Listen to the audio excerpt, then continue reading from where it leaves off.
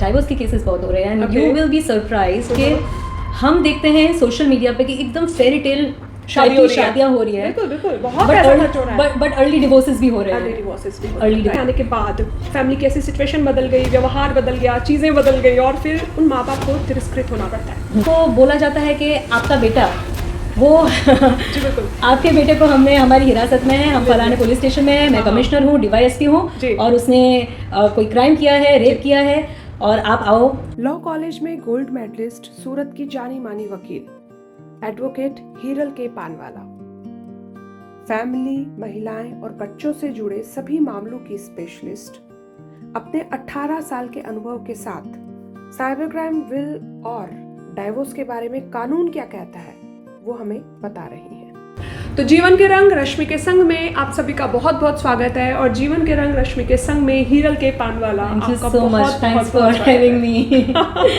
It's my pleasure. तो हीरल, आज के टाइम में जहाँ पर टेक्नोलॉजी है, जहाँ पर इतनी सारी चीज़ें हम सीख रहे हैं इस नेट से, इस इंटरनेट से, इन सारी चीज़ों से, लेकिन वहीं पर मैं जैसे हमेशा कहती हूँ कि अगर कहीं पे अच्छी चीज़ें हो रही है तो वहाँ पे साथ साथ बुरी चीज़ें भी उसी समय पर पैदा हो जाती है।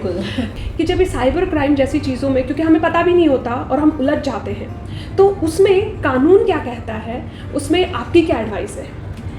आपने बिल्कुल सही बात बताई कि आज जैसे टेक्नोलॉजिकली हम एडवांस हो रहे हैं तो अच्छी चीज़ें काफ़ी हमको सोशल मीडिया मिला है, हमको मोबाइल में कनेक्टिविटी सब एक दूसरे से जुड़ते हैं, बट साथ ही में बहुत ही दिक्कतें वाली बातें भी आ रही हैं। जैसे साइबर क्राइम्स बहुत बढ़ गए हैं जिसमें साइबर बुलिंग के इश्यूज़ आ रहे हैं, फिशिंग के इश्यूज़ आ रहे हैं, साइबर फ्रॉड्स के इश्यूज़ आ रहे हैं, इवन पोर्नोग्राफिक मटेरियल का डिस्ट्रीब्यूशन होता है। तो अच्छे साइंटिफिक एडवांसमेंट के साथ साथ बुरी चीज़ें भी आ रही हैं। बिल्कुल। और कहीं ना कहीं जो हमारा लीगल सिस्टम है वो इस कमी को समझ रहा है, तो लॉज भी उस तरह से बनाए जा रहे हैं कि जिसमें साइबर क्राइम्स को हम ट्रैक कर सके, इन्वेस्टिगेट कर सके, रोक सके। तो प्रिवेंटिव मेजर्स के लिए भी काफ़ी कुछ किया जाता है। अभी आपने सुना होगा कि बीच में एक ट्रेंड सा बन गया था कि जिसमें आप शांति से बैठे हैं और आपको फ़ोन आ जाता है और आपको बोला जाता है कि आपका बेटा वो जी बिल्कुल, आपके बेटे को हमने हमारी हिरासत में है, हम फलाने पुलिस स्टेशन में है, मैं कमिश्नर हूँ, DYSP हूँ और उसने कोई क्राइम किया है, रेप किया है और आप आओ। और फिर होती है पैसों की डिमांड। और हमारी एक पहचान में तो ऐसा हुआ था कि जो बच्चा था उसकी वॉइस तक सुनाई गई थी। तो जो AI टूल्स हैं उसमें बच्चों की जो वॉइस का एक मिमिक्री बन जाता, मिमिक हो जाता है, वॉइस मिमिक होता है, तो सामने वाला और कन्विंस्ड हो जाता है। हाँ बिल्कुल। और पता नहीं इनके पास डेटाबेस कहाँ से आता है कि वो लोग ऐसे ही लोगों को टारगेट करते हैं जहाँ पे जिनका बच्चा मान लो हॉस्टल में पढ़ रहा हो या कहीं आउट ऑफ सिटी हो, तो वैसे लोग, वैसे जो माँ बाप होते हैं वो ज़्यादा टेंशन में आ जाते हैं। एकदम सही बात। तो काफ़ी लोग इस चीज़ का शिकार बने हैं। और ये ट्रेंड इतना बढ़ गया था कि अब आप एक फ़ोन लगाएंगे तो फ़ोन में सबसे पहले ये आपको रिंगटोन से पहले ये सुनने को मिलता है। बिल्कुल कि आप सावधान तो सरकार की तरफ से वो अवेयरनेस अब शायद कोई इतना इस मामले में फंसेगा नहीं। बिल्कुल सही। तो जहाँ पे फ्रॉड्स हो रहे हैं वहाँ पे एक प्रिवेंटिव स्टेप्स, अवेयरनेस वो बहुत ज़रूरी बन जाती है। हमें भी एक सतर्क रहना है।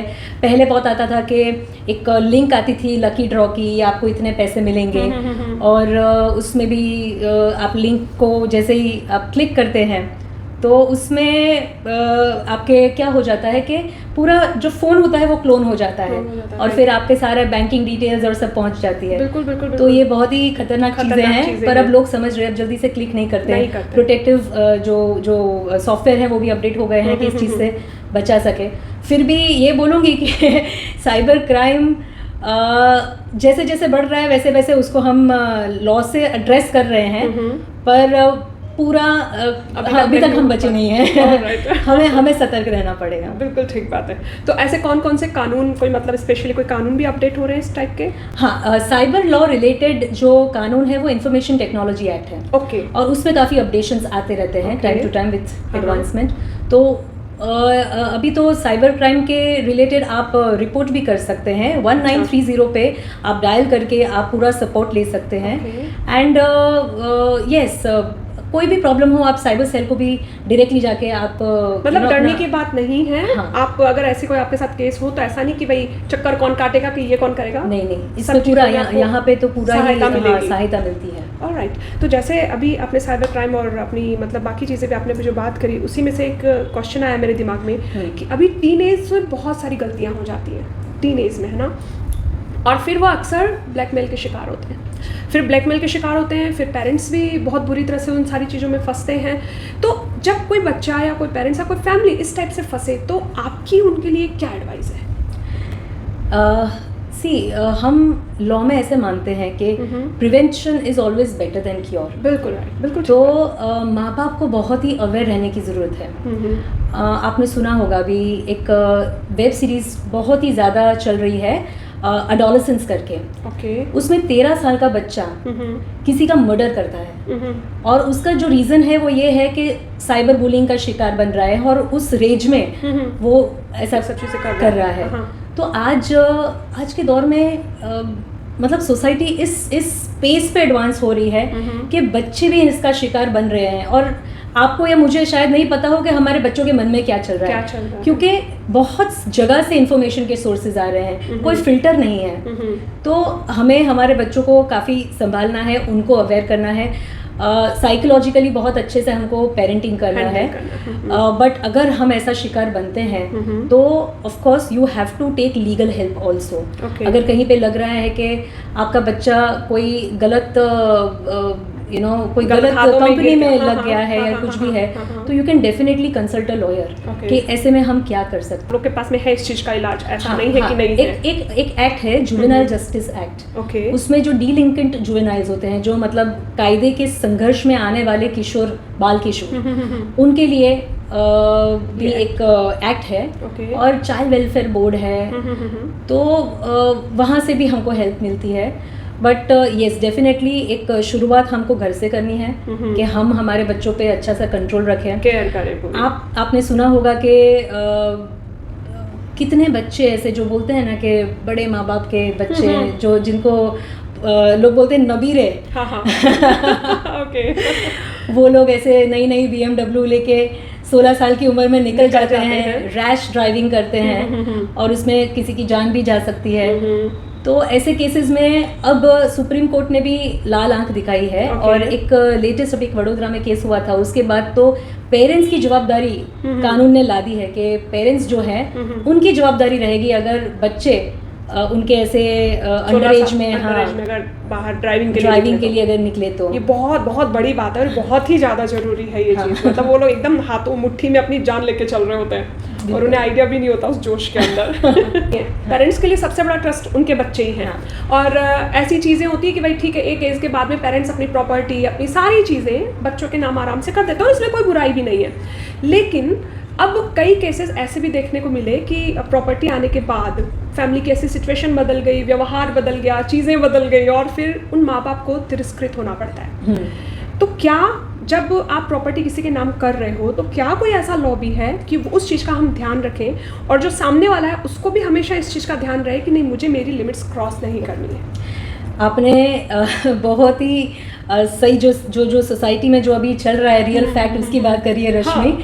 हाँ, मेरे पास भी ऐसे काफ़ी केसेस आते हैं कि माँ बाप ने एक बोलते हैं ना कि प्रेम में हमारे में बोलते हैं नेचुरल लव एंड अफेक्शन, तो उसमें आके बच्चों के नाम पे प्रॉपर्टी कर देते हैं और ये सोचते हैं कि भाई हमारे बुढ़ापे में बच्चे जो हैं वो हमारी सेवा करेंगे। बिल्कुल। पर कई बार क्या होता है कि गरज का जो गेम है वो पूरी गरज की है। बच्चों के पास भी प्रॉपर्टीज आ जाती है, उसके बाद लगता है कि माँ बाप का क्या। मेरे पास एक बहुत इंटरेस्टिंग केस था, मतलब आप भी सोचोगे कि एक बा और बापूजी वो लोग एक छोटे से मतलब कमरे में रहते हैं और लगभग 70+ एज है। जिसमें जो बापूजी हैं उनके तो मतलब ठीक से देख नहीं पाते हैं। उनके 3 बेटे हैं। अच्छा। तीनों में से एक भी काम का नहीं। Oh my God. ओके। और बेटी जो है वो ऑब्वियसली मैरिड है, पर वो आती जाती रहती है, तो वो टिफिन पहुंचा देती है, पर टिफिन भी पहुंचा देती है। बिल्कुल। तो वो मेरे पास आया कि हम क्या करें इन बा दादी का, मतलब बा और बापूजी का। सही बात है। तो मैंने मेंटेनेंस एप्लीकेशन लगवाई उनकी। अच्छा। और जब कोर्ट में मैटर गई तब जज ने बोला कि क्या ज़माना आ गया, हम एज अ सोसाइटी किस दिशा में जा रहे हैं कि एक माँ बाप के 3 बेटे हैं और तीनों में से एक भी माँ बाप को रखने के लिए तैयार नहीं है। बिल्कुल सही बात है। फिर थोड़ा काउंसलिंग किया गया सब पार्टीज का, तो केस चलने से पहले ही थोड़ा जो समझावट होती है, मीडिएशन होता है, उससे हर बच्चा 2-2, 2,500 हज़ार कुछ निकाल के कुछ 8-1 हज़ार माँ बाप को पहुँचाएगा हर महीने। ऐसा कुछ रास्ता निकाला गया। तो आप सोचिए कि हम कहाँ जा रहे हैं। बिल्कुल ठीक बात। तो जो माँ बाप अपने properties during their life time बच्चों को ट्रांसफर कर देते हैं with a hope, with a promise कि भाई वो मेरा ध्यान रखेंगे, हाँ। पर वो नहीं रखते हैं। तो ऐसे केसेस में हम वो गिफ्ट डीड रिवोक करवा सकते हैं। अच्छा, ओके। तो welfare of parents and senior citizens act है, जिसमें सेक्शन 23 के तहत अगर माँ बाप ने गिफ्ट दे दी और इस उम्मीद से या इस कंडीशन पे दी कि वो उनका ध्यान रखा जाएगा और फिर बच्चों ने अगर कर्तव्य नहीं निभाया तो फिर माँ बाप उस गिफ्ट डीड को रिवोक कर सकते हैं, अपनी प्रॉपर्टी वापस ले सकते हैं। ओह वाह, दैट्स ग्रेट। मतलब ये उसी में प्रॉपर्टी के जब वो मतलब ट्रांसफर होती है तभी ये लॉ उसमें उसी में कंडीशन डाल दो। ओके। और ये तो एक बोलते हैं ना कि गिफ्ट डीड की बात है, बट मैं यूजुअली सब जो ओल्ड पेरेंट्स मेरे पास एज अ क्लाइंट आते हैं, मैं उनको यही बोलती हूँ, आप वसीयत कर लो। हाँ, अपने जीते जी मत दो। बिल्कुल, मुझे भी सही एंड तक उसको गरज रहेगी। वसीयत ही बेटर रहता है, क्योंकि और इसमें एक अगर जो बनिए बुद्धि से सोचा जाए तो आप गिफ्ट डीड करते हैं तो उसमें आपको 4.9% स्टैम्प ड्यूटी लगती है। अच्छा, तो वो एडिशनल एक्सपेंस हो गया आपका। आप वसीयत करते हैं तो वो सीधा वारसाई से मिलेगा, तो उसमें आपको स्टैम्प ड्यूटी नहीं लगेगी। तो मैं तो उनको यही बोलती हूँ कि आप जीते जी मत करिए गिफ्ट डीड, आप विल करिए। बिल्कुल, विल इज वेरी इम्पोर्टेंट। बिल्कुल सही बात है। अब हिरल ये बताओ कि एज ए लॉयर आपके पास में समाज में सबसे ज़्यादा कौन सी ऐसी प्रॉब्लम है जिसके केसेस आपके पास सबसे ज़्यादा आते हैं? रश्मि, मैं आपको बताऊं समाज में अभी सबसे बड़ी प्रॉब्लम क्या है? ब्रीच ऑफ ट्रस्ट की। वो हर चीज में है। हर चीज में है। ठीक है, बिल्कुल ठीक। अब शादीशुदा जीवन में देखो, व्यापारिक संबंध में देखो, माँ बाप के बीच में देखो। सही बात है। सबसे इम्पोर्टेंट बात कर रहे हैं ट्रस्ट की है। क्या बात बोली आपने, बिल्कुल सही बोली।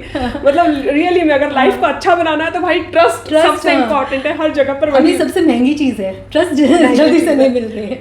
डाइवोर्स के केसेस बहुत हो रहे हैं and you will be surprised कि हम देखते हैं सोशल मीडिया पे कि एकदम फेरी टेल शादियां हो रही है। बिल्कुल, बहुत पैसा खर्च हो रहा है। बट अर्ली डिवोर्सेस भी हो रहे हैं। डिवोर्सेस भी हो रहे हैं। तो मुझे एक चीज़ बताओ भाई हिरल, मतलब इतने लोगों से डील करते हुए सबसे इम्पोर्टेंट बेसिक रीजंस क्या है डाइवोर्स होने के, इतनी जल्दी मतलब शादियों टूटने के? इसमें मैं आपको बताऊं कि जैसे मैं ये वकालत के पेशे से 20 साल से जुड़ी हुई हूं, और शुरू में जो मैं केसेस देखती थी ना, उनके रीजंस और कॉजेस अलग थे। अच्छा, अभी 20 साल में जो 2 डेकेड्स में क्या तो ऐसा चेंज आया है कि रीजंस काफी अलग आ रहे हैं। पहले तो ये था कि विमेन एम्पावर्ड नहीं थी, फाइनेंशियली इंडिपेंडेंट नहीं थी, दहेज का भी इशूज था, तो पैसों की मांगने का प्रॉब्लम था, और कई बार क्या होता है कि फिजिकल वर्बल अब्यूज बहुत ज्यादा होता है। और लेडीज़ का क्या था कि एक फाइनेंशियल इंडिपेंडेंस ना होने के कारण वो वही शादी में रहती थी। ज़्यादा से ज़्यादा वो क्या करती थी कि भाई मेरे को मेंटेनेंस दे दो या मुझे रखो, मुझे शांति से रहने दो। आजकल क्या है कि फाइनेंशियल इंडिपेंडेंस एक तो दोनों तरफ से हो गई है, दूसरा ये कि एक्सपेक्टेशंस बहुत बढ़ गई है। लोग अपने पर्सनल हैप्पीनेस, पर्सनल गोल्स को ज़्यादा इम्पोर्टेंस दे रहे हैं। तो उसकी वजह से क्या है, और मैं आपको बताऊं कि आज की जनरेशन में IQ बढ़ा है, EQ बहुत कम हो गया है, इमोशनल कोशेंट ही नहीं है। एक जो हम बोलते हैं कि पेशेंस होना चाहिए, रेजिलियंस होना चाहिए। एक बुरे वक्त को सामना तो करना, सबको सब्र रखना है। बिल्कुल। पर लोगों को यही है कि भाई अच्छा हो तब तक मैं हूँ, अगर बुरा है तो मैं तकलीफ हुई है तो टाटा बाय बाय। मतलब कितने अच्छे से और कितनी सीधी बात बोल रही है, पता है, बिल्कुल सही बोल रहा हूँ, क्योंकि ऐसे केसेस बहुत देखने को मिल रहे हैं। हाँ, देखिए मेरे पास है ना 2-3 तरह के पैटर्न मैं आपको बताऊंगी। हाँ, कोई एग्जांपल हो तो? कि बीच में तो पता नहीं ऐसा हो गया था कि हर तीसरा चौथा क्लाइंट आके बोल रहा है कि मेरा जो हस्बैंड है या वाइफ है, हम किसी का नाम नहीं ले रहे हैं, एनी पार्टनर, हस्बैंड भी हो सकता है, वाइफ भी हो सकता है, कि उसको थोड़ा मेंटल इशू है, साइकोलॉजिकल इशू है, एंगर इशू है, तो ये मतलब एक मार्कर है कि साइकोलॉजिकली हम कहाँ जा रहे हैं कि मान लीजिए कि एंगर इतना है कि चीज़ें फेंकना, वायलेंट हो जाना, एक ऐसे इश्यूज होते हैं। कुछ इश्यूज ऐसे होते हैं कि जिसमें थोड़ा एक जो बोलते हैं ना कि स्किज़ोफ्रेनिक बोल सकते हैं या बाइपोलर पर्सनालिटी बोल सकते हैं, ऐसे कपल्स भी बहुत आते हैं मेरे पास। हाँ, कहीं ऐसे केसेस आते हैं कि अल्कोहलिज्म के, और बहुत बढ़ रहा है। मतलब मैं कभी कभी सोचती हूँ कि Gujarat is a dry state, but इतना अल्कोहल लोग कहाँ से पीते हैं कि वो आपके घर में आ गया है, आपके रिलेशंस में आ गया है। तो that is also one of the major causes. और ये सारे रीजंस ऐसे कि सोसाइटी को सच में सोचना चाहिए कि हम किधर जा रहे हैं, कहाँ जा रहे हैं। बिल्कुल राइट बात है। तो ये एक मेजर इशूज, इसको तो मैं सच में बहुत बड़ा मानती हूँ, बट कुछ केसेस ऐसे भी होते हैं कि जहाँ पे मैंने बताया कि एक बोलते हैं ना कि एक्सपेक्टेशंस है और उम्मीदें, हाँ ईगो भी है कि मैं क्यों इतना सहूं। अब कभी कभी ऐसा लगता है कि थोड़ा आप सहन कर लो, खराब वक्त है, गुजर जाएगा, फिर सब ऑटोमेटिकली सब things will start falling in place. Right. पर कुछ लोग इतना उसको पेशेंस नहीं है, वो प्रॉब्लम वाली बात है। तो ये तो आपने बताई, चलो अभी जो रीजंस आ रहे हैं जो हमें दिख रहा है, और मुझे लगता है शायद इसमें बहुत बड़ा रीजन सोशल मीडिया का बहुत बड़ा रोल प्ले कर रहा है, वो बहुत इंपॉर्टेंट है। बिल्कुल सोशल मीडिया की वजह से क्या हो रहा है कि अभी एक आर्टिकल पढ़ रही थी, उसमें ऐसा है कि because of social media emotional infidelity बढ़ रही है। कि पहले क्या था कि हस्बैंड और वाइफ बहुत कम लोगों के इंटरेक्शन करते थे, और फिजिकली बहुत कम लोगों के साथ कांटेक्ट में आते थे। कि जैसे मान लीजिए कि एक वर्क स्पेस है, वहाँ पे लोगों को जानते हैं, कम्युनिटी में जानते हैं, थोड़ा फैमिली में जानते हैं, नेबरहुड में जानते हैं। अब आप कहाँ तक पहुँच गए हैं, डेटिंग साइट्स कितनी बढ़ गई है, तो कहीं ना कहीं ऑप्शंस, चैटिंग और जस्ट आपके फिंगर टिप्स पे। बिल्कुल ठीक बात है, एक से मन नहीं लगा दूसरे में घुस गए, दूसरे से किसी चीज में घुस गए। तो मेरे पास एक केस था जिसमें मतलब जो हस्बैंड है वो मतलब वाइफ के साथ ठीक है, अच्छे से रह रहा है, अपनी जवाबदारियां भी निभा रहा है, बट उसको चैटिंग करने का शौक है। ओके। अब वो वाइफ क्या है कि थोड़ा बहुत नजरअंदाज करती है, पर वो ज्यादा तो उस चीज को नहीं करेगी, कोई भी नहीं करेगी। बिल्कुल सही बात है। तो इमोशनल इनफिडेलिटी के केसेस बहुत ज्यादा आ रहे हैं। ओके, तो अब ये बताओ हिरल कि कोर्ट जो ग्राउंड लेवल पे फैसले करती है, तो वो ग्राउंड क्या होते हैं? मतलब ये तो हमारी प्रॉब्लम्स हुई, लेकिन कोर्ट के अंदर ऐसी कौन से ग्राउंड लेवल सेट है कि भाई कोर्ट में हिसाब से ये चीज़ें होनी चाहिए, तब फैसला हो सकता है? देखिए, इसमें क्या है कि डिवोर्सेस जो हैं वो दो तरह से हो सकते हैं थ्रू कोर्ट। एक तो ये है कि जहाँ पे हस्बैंड एंड वाइफ 1 साल से ज़्यादा अरसे से अलग अलग रह रहे हैं। अच्छा। और दोनों ने एक डिसाइड कर लिया है कि हमारी सोच नहीं मिलती, हमारी वेज ऑफ लाइफ अलग है, हमारे टेम्परामेंट्स अलग है, हम जिंदगी से बहुत अलग कुछ चाहते हैं, और हम लोग एक छत के नीचे एज हस्बैंड एंड वाइफ हम अब ऑब्लिगेशंस हमारे नहीं पूरे कर सकते। तो in that case you can go for a mutual consent divorce. Okay. तो उसमें कोर्ट आपको अप्रूव कर देगी, आपके डिवोर्स को ग्रांट कर देगी। दूसरा होता है कि जिसमें एक स्पाउस जो है, या तो पति या तो पत्नी जो भी है, वो परेशान है दूसरे के कारण। अच्छा। दूसरा नहीं चाहता है डिवोर्स, कि मैं डिवोर्स नहीं दूंगा या मैं डिवोर्स नहीं दूंगी।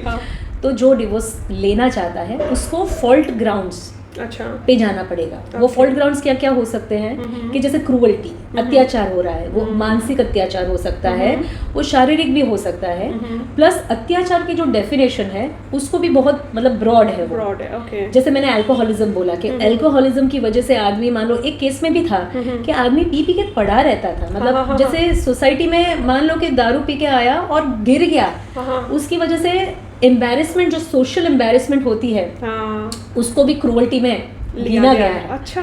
तो ऐसे केसेस में क्रूअल्टी आप प्रूव कर सकते हैं। डिजर्शन मतलब separation of more than 2 years, कि भाई छोड़ के चली गई है या चला गया है, 2 साल से अलग है, और अब वो अपनाना ही नहीं चाहता है, वो कुछ नहीं कर रहा है, ना पैसे भी दे रहा है, ना बच्चों को पाल रहा है, ना देख के फिर के देखने भी नहीं आया बच्चों को। तो ऐसे केसेस में हम ये बोल सकते हैं कि 2 साल से ज्यादा हमारा त्याग हो गया है, तो उस चक्कर में हमारा ये शादी टिक नहीं सकता, तो मुझे ऑफिशियली आप डिवोर्स दे दीजिए। ठीक बात है। मेंटल इंसैनिटी मैं आपको बता चुकी हूँ कि इंसैनिटी के केसेस जो है कि जिसमें थोड़ा एक वैसे लेवल का होना चाहिए मेंटल डिसऑर्डर कि हम ये कोर्ट को दिखा, हाँ, झेल नहीं पाए वो अपने एकदम परफेक्ट वाला रश्मि कि कोई भी आदमी झेल नहीं पाए। और ये जो डिजीज़ है, मेंटल डिजीज़ है, वो इस प्रकार का है कि इनक्योरेबल है, कि अब इसका कुछ हो नहीं सकता। वापस कोर्ट ये भी देखती है कि अगर क्योरेबल है और अगला प्रिस्क्रिप्ट मेडिसिन जो है वो लेकर अपना इलाज करवाने के लिए तैयार है तो आपको शादी निभाना चाहिए। बट अगर कोई ना दवाई ले रहा है, ना इसका कुछ हो सकता है, ना आप झेल सकते हो, तो वो भी एक हो सकता है। एक है अडल्टरी, व्यभिचार। अच्छा, हाँ। कि during the course of marriage आप किसी और के साथ अगर आपने संबंध कर लिए तो वो भी आपका एक ग्राउंड बन सकता है। बट इसकी लड़ाई बहुत ही डिफिकल्ट रहती है, टफ रहती है। और कई बार क्या होता है ना रश्मि, मैंने केस में हम लोग 5 साल तक लड़े। 5 साल के बाद कोर्ट ने डिवोर्स का ऑर्डर दिया on the grounds of cruelty. ठीक है, हमारी क्रूअल्टी जो है हमने प्रूव की। उसके बाद जो हारने वाली पार्टी है वो हाई कोर्ट चली गई। अच्छा, हाई कोर्ट में उसने स्टे ले लिया डिवोर्स डिग्री पे। अभी वापस 2 या 3 साल से हाई कोर्ट में अटका हुआ है।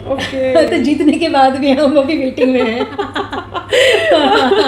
मतलब ये वो वाली बात है कि हमारे चाहने से कुछ नहीं होगा। जब वो चाहेगा तभी आपका पीछा छूटेगा उन सारी चीजों से। इसलिए हम एनकरेज भी करते हैं कि अगर आपका कुछ बीच में समाधान हो जाता है तो कर लीजिए, ज़्यादा बढ़िया रहता है। बिल्कुल सही बात है ये। ओके, तो अब हिरन ये बताओ आप कि डाइवोर्स की जैसे अब जब अपन जो बात चल रहे हैं तो इनमें आजकल एक वर्ड बहुत हो गया कि कानून का बहुत गलत फ़ायदा उठाया जा रहा है ना?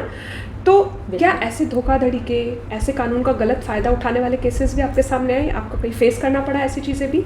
बहुत होते हैं। बहुत होते हैं। तो कैसे सेफ रखा जाए? पहले तो ये केसेस के बारे में थोड़ा सा डिस्क्राइब कीजिए और फिर आप ये भी बता दीजिए कि कैसे बचा जाए इन सारी चीज़ों से। हाँ, देखिए इसमें क्या है कि जहाँ पे यूज़ है ना वहाँ पे अब्यूज़ भी है। Right, okay. हर एक चीज़ का। तो अब्यूज़ का कैसे होता है मैं आपको बताती हूँ। देखिए, I really respect women and उनके लिए कानून जो बने गए हैं वो उनका सशक्तिकरण करने के लिए बनाए गए हैं। बिल्कुल सही है। बट कुछ मैं ऐसे बोलूँगी कि 5% लोग इसका मिसयूज करते हैं। मतलब आप भी मान रहे हो ये सारी चीज़ें? मैं मानती हूँ because I am in the profession. Right, मेरे कान ज़मीन से जुड़े हुए हैं तो मैं मुझे पता चलता है कि सोसाइटी में क्या हो रहा है। तो जेन्युइन केसेस भी है तो वहाँ पे ये जो विमेन लॉज हैं वो बहुत ही ज़रूरी है। जेन्युइन केसेस में जो विमेन विक्टिम्स हैं उनको बचाने के लिए, उनको न्याय दिलाने के लिए।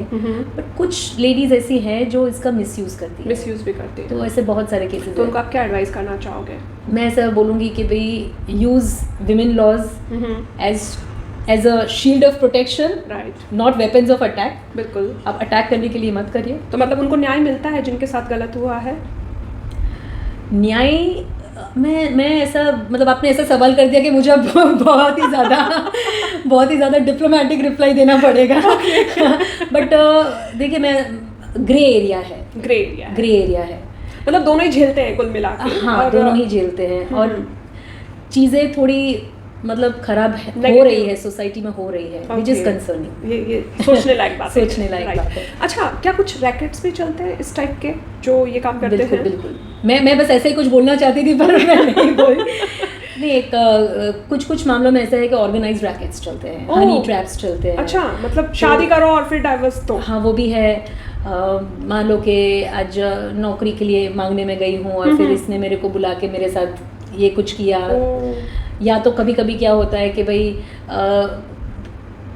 मैं क्या बोल सकती हूँ कि सम्मति से संबंध करते हैं और फिर बोलते हैं कि रेप हो गया। तो वो सब चीज़ें सही नहीं है सोसाइटी के लिए। This is not good. Okay, तो ये जो धोखाधड़ी वाली बात हो गई, अब जैसे एक तरह से कोई रैकेट या कोई किसी चीज़ में गलत फंस गया, तो क्या कोई ऐसा प्री वेडिंग मतलब कोई ऐसा कानून नहीं है कि भाई आदमी वो पहले साइन करा ले और बच जाए बाद में कोई धोखाधड़ी? इसमें मैं आपको बताऊंगी कि आप जो बोल रहे हो कि शादी के बाद जो प्रॉब्लम्स हो रही है उससे क्या पहले से ही कुछ बचा जा सकता है? कोई रूल्स? सही बात है। टर्म्स कंडीशंस, पता नहीं कब किसका दिमाग खराब हो जाए। अभी एक्चुअली जो सोसाइटी में देख रहे हैं सिनेरियो ना, तब दिमाग में ऐसी चीजें आती है कि यार पहले इतनी धूमधाम से शादी करते हैं, इतना करोड़ों रुपए लगा देते हैं, इतनी आव भगत, इतना स्वागत, इतना सब कुछ, और विद इन 1 ईयर पता चलता है कि भाई जो लगाया शादी में वो तो एक खर्चा, अब उसको जो देना है वो अलग खर्चा। आजकल तो ये भी है कि शादी का खर्चा मांग लेते हैं कि हमने इतना, अरे मैं कई बार क्लाइंट्स बोलते हैं आप इतना खर्चा करते हैं क्यों शादी में।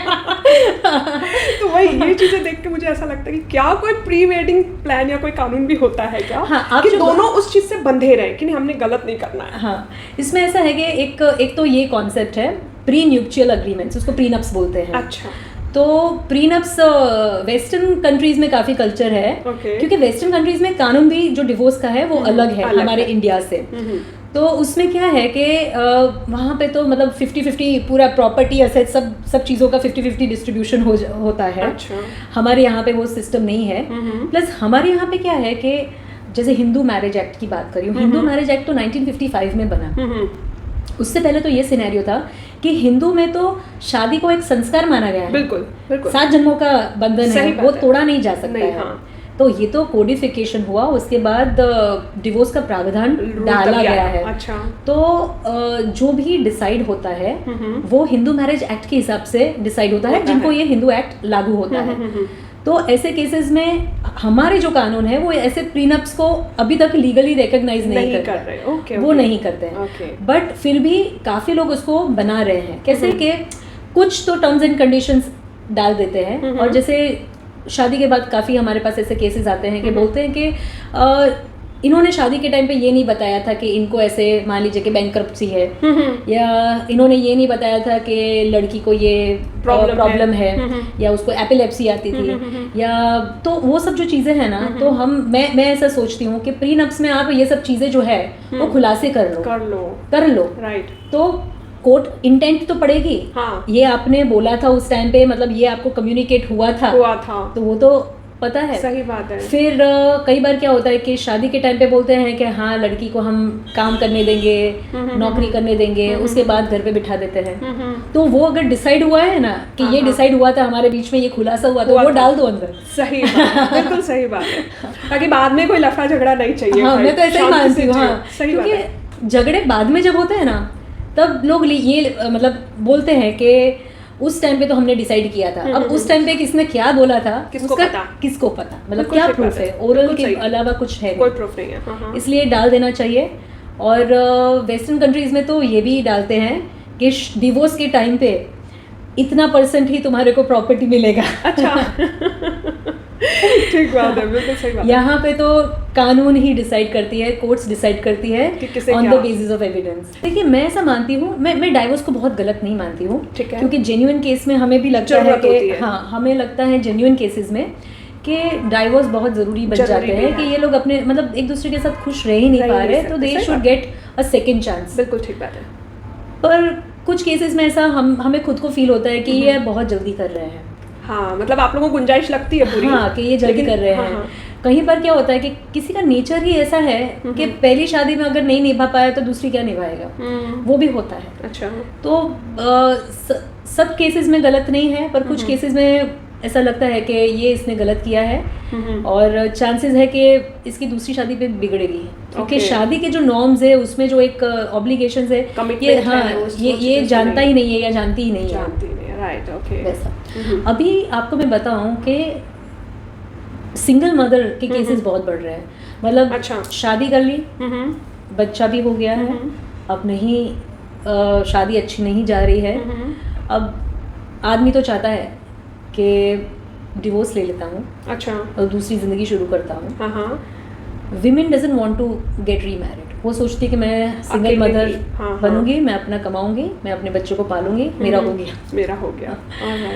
और इसमें मैं ऐसा मानती हूँ कि थोड़ा I think so male community को थोड़ा समझना ज़रूरी है कि sharing the load of the household duties वो बहुत ज़रूरी है, बहुत ज़रूरी है। आजकल की विमेन को ये लगता है कि मैं तो बाहर का भी संभाल रही हूँ, मैं घर का भी संभाल रही हूँ, बच्चे को भी संभाल रही हूँ। बिल्कुल सही। तो मेरी शादी का फायदा तो सारा हस्बैंड को मिल रहा है। शादी का फायदा हस्बैंड को ही मिल रहा है, मुझे नहीं मिल रहा है। डबल प्रेशर हो रहा है, बिल्कुल। और उसको समझ नहीं पा रहे हैं। हस्बैंड को भी ये चीज समझनी चाहिए कि भाई मेंटेन करे दोनों चीजों को। बिल्कुल सही। खैर हम लोग तो यही प्रेयर करते हैं कि हमारे देश में ऐसे कानून बनाने की जरूरत नहीं पड़े, पहले से ट्रस्ट बिल्डअप हो, और हमारा जो 7 जन्मों का रिलेशन है वो आगे यूं ही मेंटेन रहे। मुझे लगता है कि आज की सारी बातचीत आपको भी बहुत अच्छी लगी होगी, बहुत नॉलेजेबल सारी बातें थी। लेकिन अब हम दोनों ये चीज़ चाहते हैं कि आपको कौन से टॉपिक पर सलाह चाहिए, आपको कौन से टॉपिक पर एडवाइस चाहिए, प्लीज़ हमें कमेंट करके ज़रूर बताएं।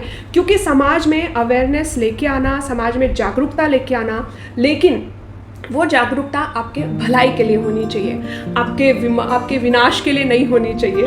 और मतलब ऐसे लॉ का उपयोग, जैसा कि खुद हीरल ने भी कहा कि लॉ को यूज़ करो पर उसे अब्यूज़ मत करो।